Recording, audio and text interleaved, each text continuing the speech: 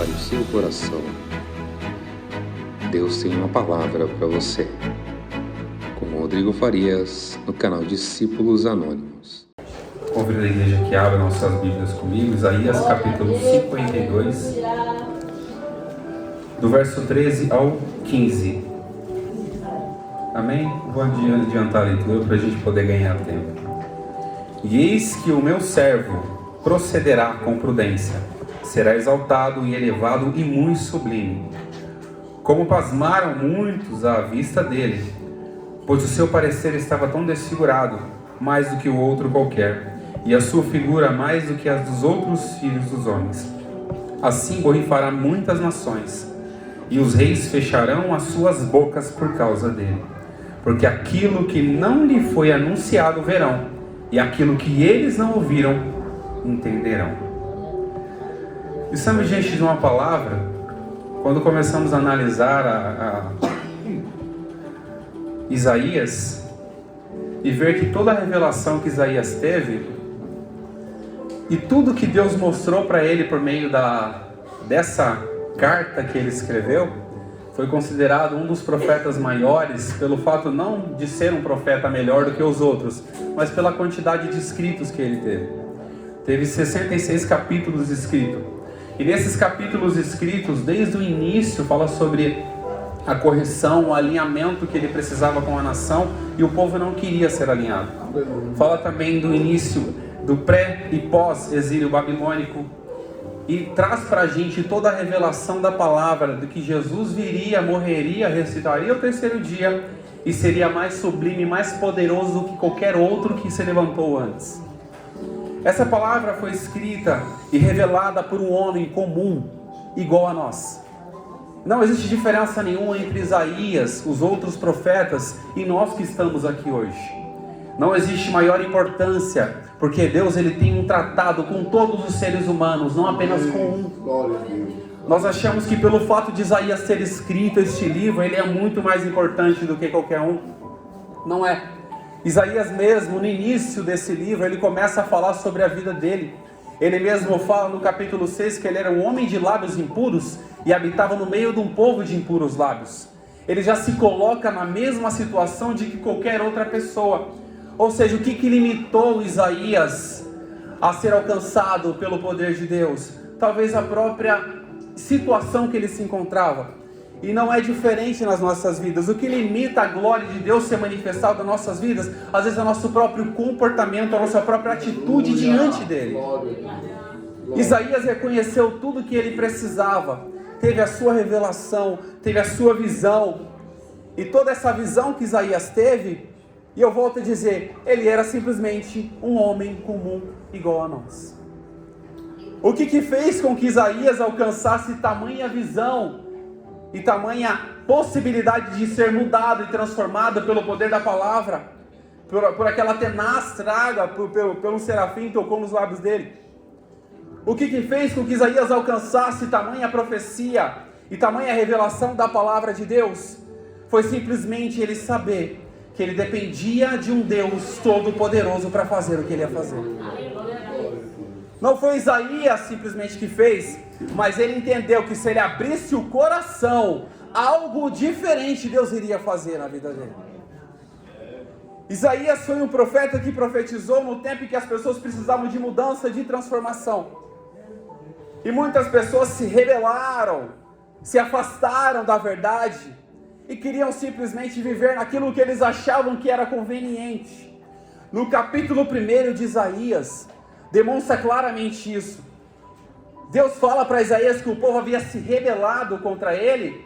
Ele fala, eu criei filhos e os engrandeci, mas eles se rebelaram contra mim.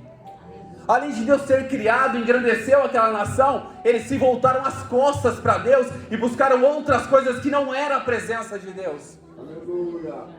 Eles buscaram outras situações, adoraram outros ídolos e esqueceram daquele Deus poderoso que havia transformado, restaurado, aberto o mar vermelho, criado os céus e a terra. Eles esqueceram desse Deus. Isso traz um alerta tão grande para a gente poder entender, para nós entendermos que nós não precisamos e não devemos abandonar esse Deus, porque Ele ainda continua fazendo grandes coisas, e o nosso coração precisa estar voltado para isso que ele irá fazer. Quando eu falei que Isaías não era diferente, porque o Deus que usou Isaías ainda usa no presente. O Deus que operou no passado é o mesmo ontem, hoje e será eternamente. Deus que usou Isaías, revelou para Isaías, ainda revela a sua palavra, revela pelo seu Espírito que ele quer fazer. E ele não está limitado a tempo nenhum, mas ele quer ainda continuar trabalhando na vida de cada um que está aqui nessa noite. Ele quer ainda transformar corações, ele ainda quer trabalhar em vidas, mas o que depende de Deus para poder trabalhar nas nossas vidas? Deus não depende de nada. Mas o que Deus quer fazer é que você simplesmente abra o seu coração para que Ele possa fazer.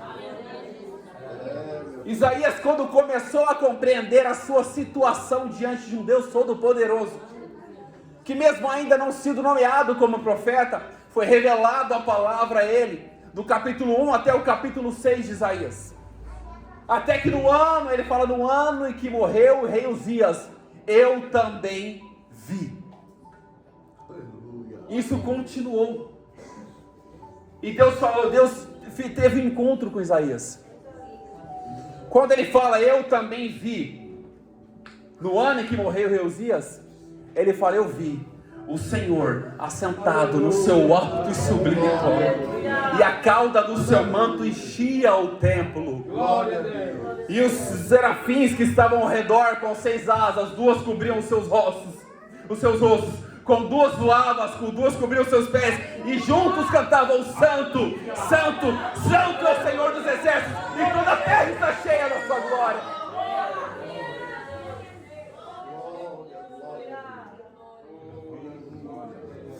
Esse mesmo Deus que revelou e teve encontro com Isaías, ainda quer ter um encontro com cada um de nós. Mas depende de nós para podermos abrir o nosso coração, deixar com que Ele faça morada, deixar com que Ele habite dentro de nós para fazer uma transformação. Não só uma transformação de aparência, não só uma transformação para a gente poder chegar mais elegante, não, mas é uma transformação onde as pessoas olhem para você e você exale a essência desse Deus, exale o perfume de Cristo, seja não só mais um cristão nomeado aí pelas pessoas, mas seja um embaixador dessa palavra, que leve um conforto, que leve algo para essas pessoas, para que elas possam ser transformadas pelo poder da palavra. Esse Isaías que se apresentou como homem de lábios impuros, demonstra totalmente a sua humanidade diante de Deus. A sua humanidade diante de um Deus Todo-Poderoso. E compara-se a nós. Nós somos seres humanos. E nós podemos dizer muitas vezes, mas eu não tenho pecado. Quem não diz que não tem pecado já pecou. Ou seja, está no mesmo nível. Nós somos seres humanos fadados a falhas, fracassos, erros. Passamos por situações onde somos abalados espiritualmente, abalados fisicamente. E nós não temos capacidade talvez de salvar a nossa própria vida, nós não temos capacidade. Mas a nossa escolha faz com que encontramos a salvação em Cristo Jesus. A nossa decisão de mudar faz com que nós encontramos o caminho da verdade, da vida, a salvação. Nós precisamos compreender que toda a humanidade de Isaías é demonstrada quando ele vê um anjo descendo com a brasa tirada do altar. Ele reconhece, eu sou um homem de lábios impuros e habito no povo de impuros lábios, e os meus olhos viram a salvação, os meus olhos viram ao Senhor. E foi um dos maiores escritos que nós temos. O que eu quis trazer com toda essa introdução, todo esse resumo? Que foi um dos homens que teve a visão e a revelação que Jesus viria e salvaria a humanidade. No capítulo 9, no verso 6, um filho nos nasceu, um menino nos deu, e o principado estava sobre a sua cabeça, e o seu nome será maravilhoso, conselheiro, Deus forte e Pai da eternidade, príncipe da paz. E esse homem que nasceu era Jesus, que não nasceu num trono, mas nasceu numa manjedoura. Esse homem que nasceu, não nasceu no palácio, mas nasceu num lugar onde era um estábulo. Esse homem que era para ser coroado, reinado, ele não reinou porque ele estava pregando, porque o reino dele não era desse mundo, mas ele veio trazer o reino para os nossos corações. Esse homem nasceu simplesmente, não foi para só que seja nomeado, para que tenha um nome sobre todo nome, mas que nós possamos um dia estar próximo dele, e onde ele estiver, nós possamos estar também. Muitas pessoas podem até dizer: Senhor, mas Jesus está tão longe de mim. O que Jesus fala? Aquele que vem a mim, de maneira nenhuma eu lançarei fora. Então depende mais de nós se aproximarmos dele do que esperarmos que ele se aproxime, porque ele continua no mesmo lugar, nós que nos distanciamos. Ele continua no mesmo lugar e nós que nos afastamos dele. Ele continua no mesmo ambiente, nós que não sentimos a presença dele. Ele continua operando no passado, continua operando no presente, no nosso meio. Não basta nós focarmos a nossa vida, focarmos a nossa consciência até a glória de Deus e percebemos que a presença dele está em nosso meio. E nada nos separará do amor de Cristo. Nada nos separará do amor de Deus. Deus continua nos amando, mas às vezes nós não amamos Ele. Deus continua querendo um contato conosco, mas muitas vezes nós não temos um contato com Ele. Isso demonstra claramente Isaías escrevendo, porque o povo queria se afastar de Deus, e Deus continuava ainda amando eles, querendo eles para perto, mas eles não queriam se aproximar. Eles se afastaram de tal forma que Deus foi necessário enviá-los para um exílio. Passaram mais de 70 anos, se me falha a memória, pode me corrigir, Mauri. 70 anos em um exílio, para quê? Para que eles pudessem tomar a consciência de que Deus era poderoso. Deus chamou Nabucodonosor de meu servo, porque estava prestando um serviço para Deus, levando o povo cativo para que eles pudessem aprender a adorar ao Deus verdadeiro, o Criador dos céus e da terra. Que não existe outro Deus além do nosso Deus. Eles foram levados presos, cativos, escravos.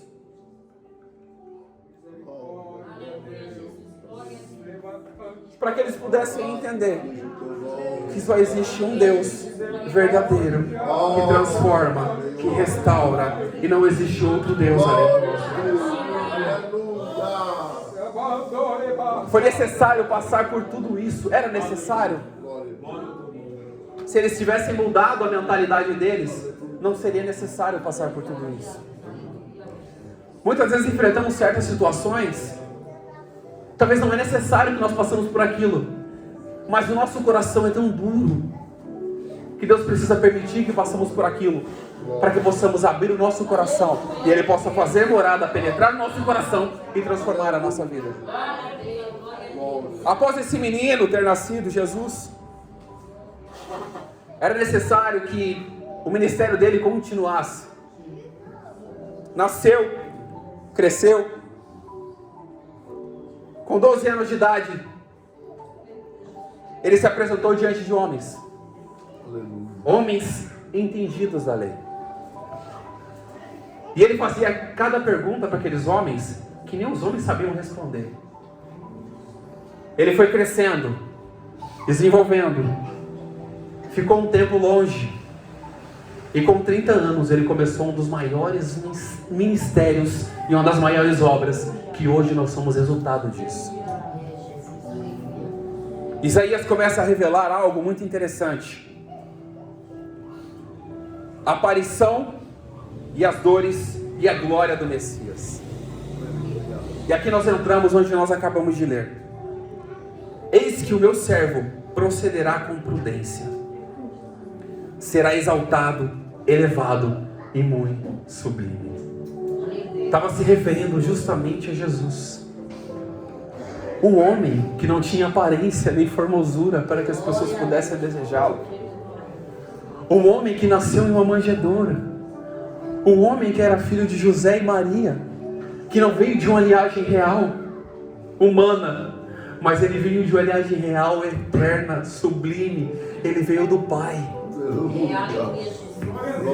Ele veio do Pai trazer para a gente a transformação da nossa mente, a transformação da nossa vida.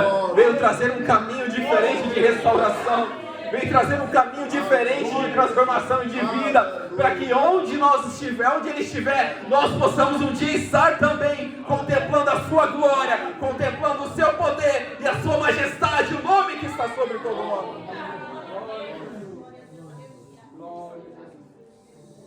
No capítulo 52, no verso 14,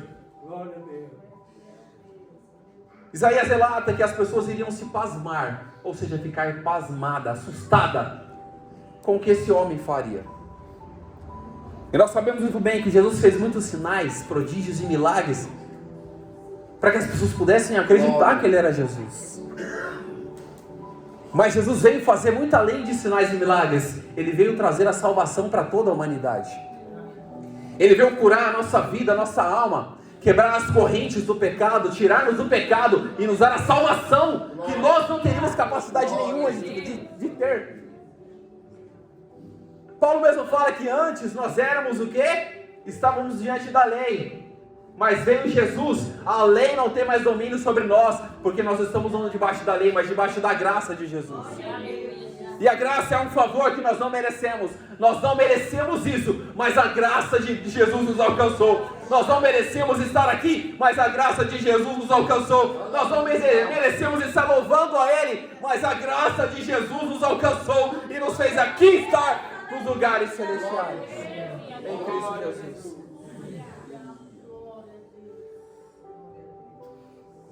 E no verso 15, assim borrifará muitas nações. Quando fala borrifar é espalhar algo. Assim muitas nações iriam espalhar algo. As suas bocas fecharão por causa dele. Porque aquilo que não lhe foi anunciado verão. E aquilo que eles não ouviram, entenderão. O que eles iriam entender? Isaías 53, verso 1 diz: quem deu crédito à nossa pregação? E a quem se manifestou o braço do Senhor? Porque foi subindo como renovo perante Ele, como raiz de uma terra seca. Não tinha beleza, nem formosura. Olhando nós para Ele, não havia boa aparência nele para que o desejássemos. Era desprezado e o mais rejeitado entre os homens, homem de dores e experimentado nos trabalhos. Verso 4: verdadeiramente Ele tomou sobre si as nossas enfermidades, as nossas dores. Jesus. Ele levou sobre si, e nós o reputamos por aflito de Deus e oprimido. Mas Ele foi ferido pelas nossas transgressões e moído pelas nossas culpas. O castigo que nos traz a paz estava sobre Jesus, e pelas suas pisaduras nós fomos sarados.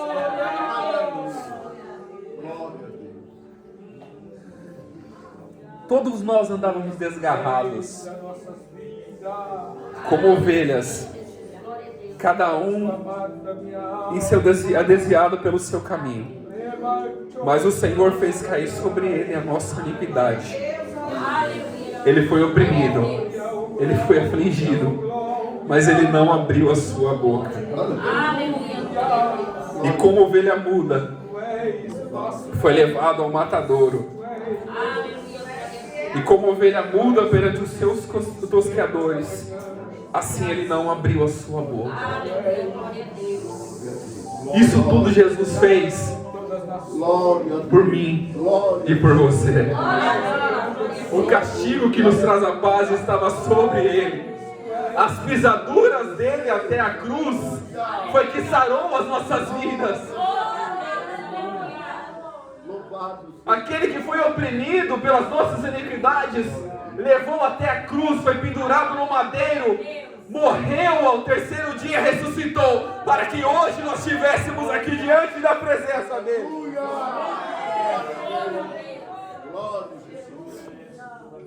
Quando começamos a compreender todo esse privilégio que nós temos,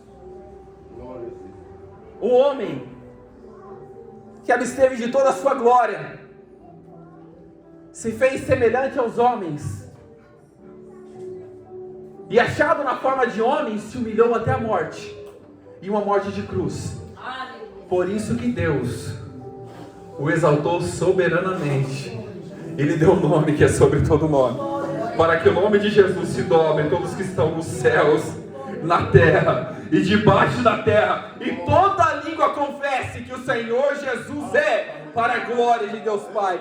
Ele diz que Ele é o som, Ele é. Ele diz que Ele é poderoso, Ele é. Ele veio salvar a humanidade, Ele cumpriu a sua promessa. Ele veio transformar a humanidade, Ele cumpriu a sua promessa. Mas nós precisamos reconhecer essa humanidade que nós temos e se aproximar desse Jesus, abraçar essa salvação que foi dada de graça. Ele não cobrou nada de nós por isso. Ele não cobrou nada de nós para morrer numa cruz. Ele só pediu a nossa fidelidade a Ele. Ele só pediu que fossemos fiéis a Ele em toda a nossa maneira de viver. Ele só pediu que nós afastássemos do pecado, porque Ele venceu o pecado e a morte. A chave da morte já está sobre o seu domínio, está sobre o seu domínio, pois a morte não teve poder nenhum de tragá-lo. Ele foi solto às ânsias da morte. Pedro relata isso. Tudo isso Ele fez por amar eu e você. Tudo isso Ele fez porque Ele olhou para nós e viu que nós não tínhamos capacidade nenhuma de alcançar essa salvação, se não fosse por um sacrifício puro e verdadeiro. Nós não teríamos capacidade nenhuma disso.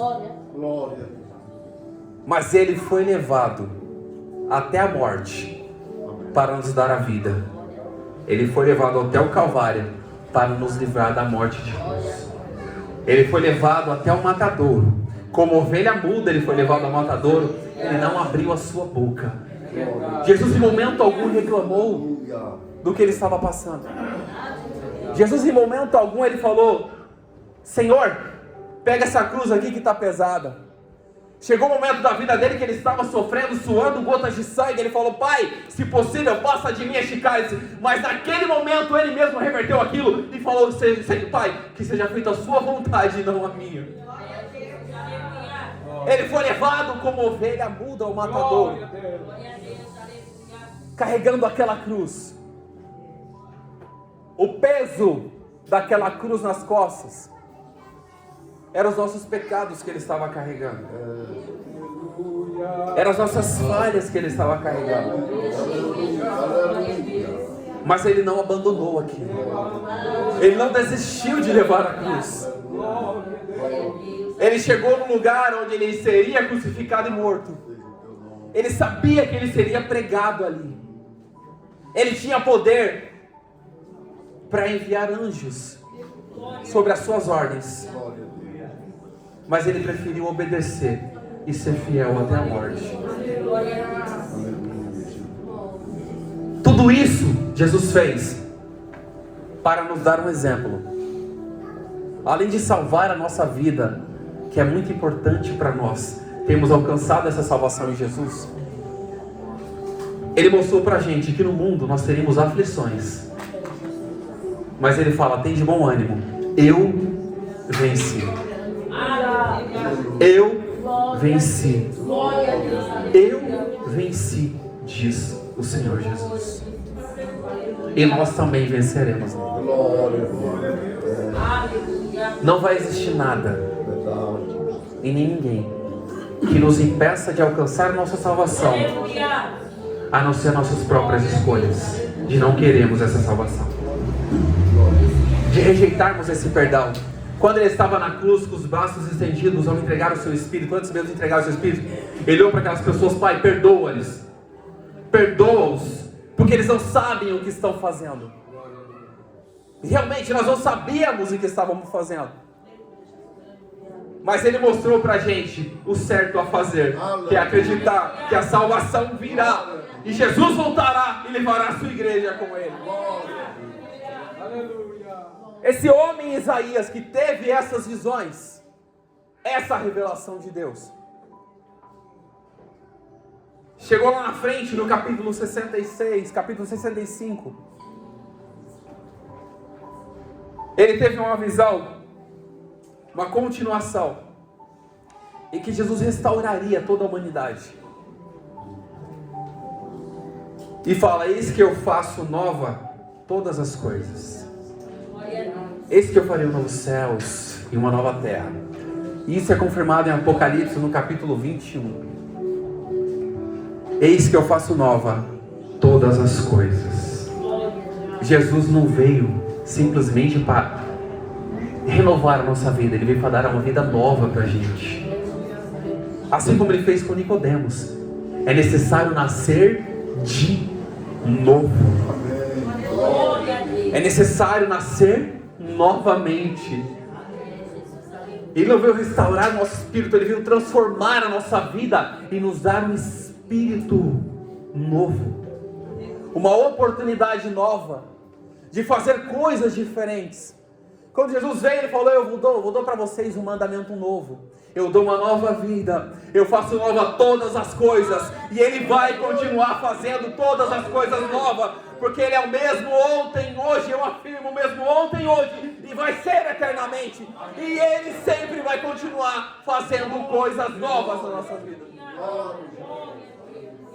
Ele tem todo o poder para fazer tudo e muito mais, além daquilo que pedimos ou pensamos.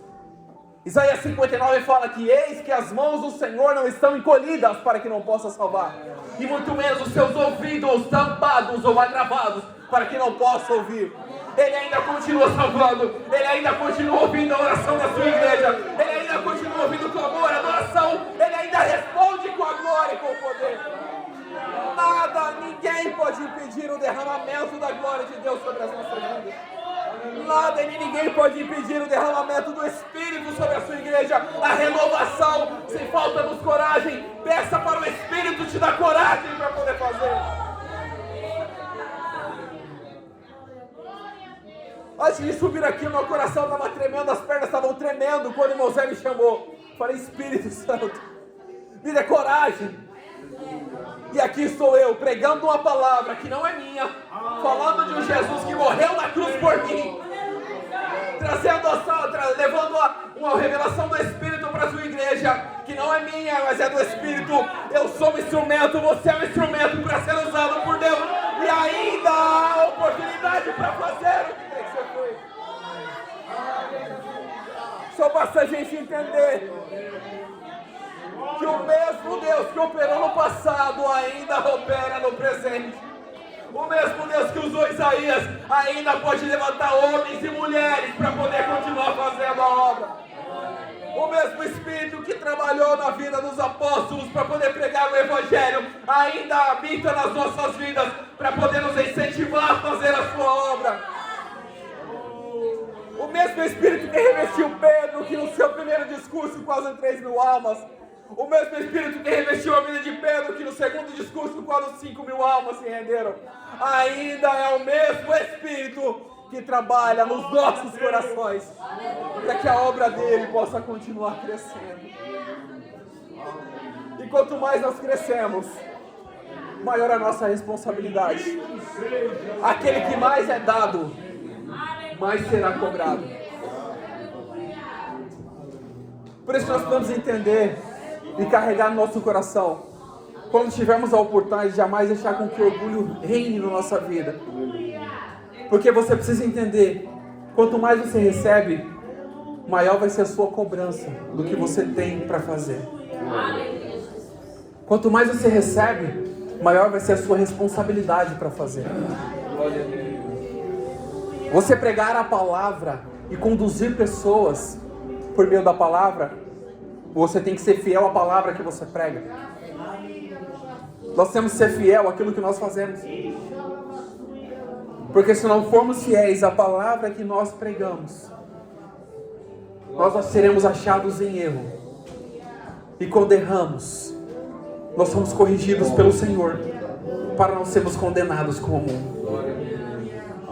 Quando erramos, nós somos corrigidos, porque nós ainda aceitamos a correção, e até o fim das nossas vidas nós continuaremos aceitando a correção, porque Deus corrige a todo aquele que ama e açoita a todo aquele que tem por filho.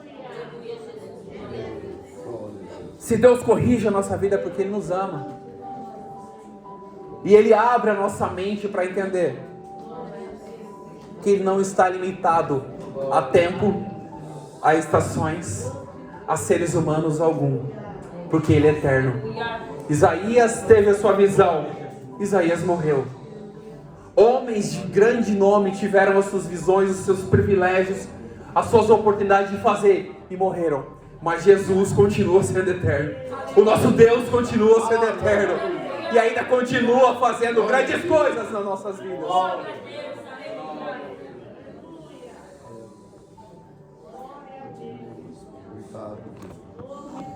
Eu convido a igreja para ficar de pé.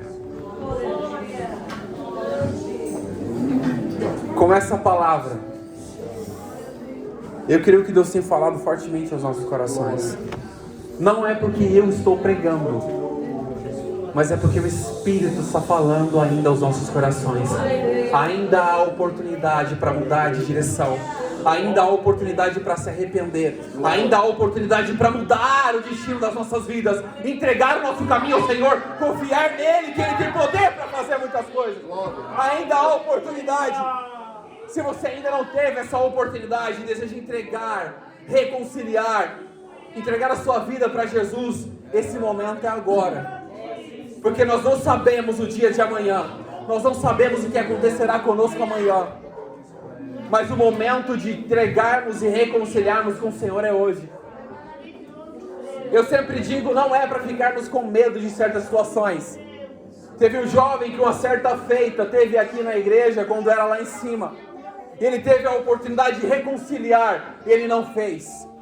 Ele teve a oportunidade de voltar para Jesus, ele não voltou. Quando foi uma semana depois, ele não estava mais entre nós.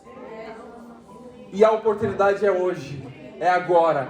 Então aproveite, você que deseja reconciliar e entregar a sua vida para Jesus, ainda há tempo.